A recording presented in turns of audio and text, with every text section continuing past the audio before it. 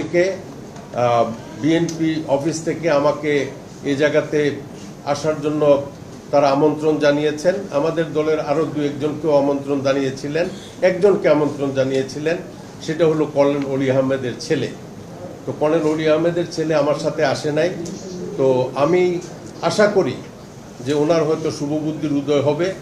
যদিও উনি আজকে প্রেস কনফারেন্স ডেকে বলছেন যে তিনি বিএনপির সাথে সমঝোতার ভিত্তিতে কোনো নির্বাচনে যাবেন না, তবে তিনি নির্বাচনে আসুক আর না আসুক, আমি বিএনপির সাথে সমঝোতার ভিত্তিতে নির্বাচনে প্রতিশ্রুতিবদ্ধ এবং আমি বিএনপির নেতৃত্বাধীন যে আমাদের সমঝোতা হয়েছে সেই সমঝোতার সাথে আমি একমত এবং আমি বিএনপির সাথে মিলেই আমার কুমিল্লা 255 কুমিল্লা 7 নির্বাচনী এলাকা থেকে নির্বাচনে প্রতিদ্বন্দ্বিতা করবে।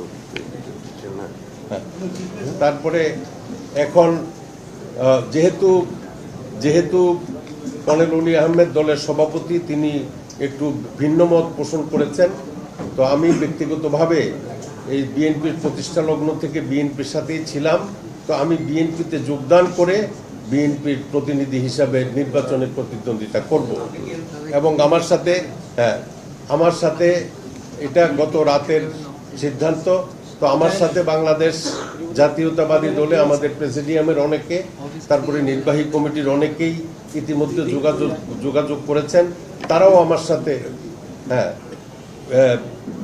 আমার সাথে যোগাযোগ করেছেন যে লিবারেল ডেমোক্রেটিক পার্টির কোনো নির্বাহী কমিটির সিদ্ধান্ত ছাড়া কর্নেল অলি সাহেব বিএনপির সাথে ডিসঅ্যাসোসিয়েট করার যে সিদ্ধান্ত নিয়েছেন, এই সিদ্ধান্তের সাথে এলডিপির প্রেসিডিয়ামের অনেকেই তার সিদ্ধান্তের সাথে একমত নন এবং আমি তাদের সাথে আলোচনা করে বিএনপিতে যোগদান করার ব্যাপারে সিদ্ধান্ত নিয়েছি এবং আজ থেকেই সারা বাংলাদেশের বিভিন্ন জায়গায় যারা এলডিপির কমিটিতে আছেন, নির্বাহী কমিটি, প্রেসিডিয়াম, তারাও বিএনপিতে যোগদান করে আগামী নির্বাচনে বিএনপির প্রার্থীদের পক্ষে বিভিন্ন জায়গাতে কার্যক্রম চালিয়ে যাবেন।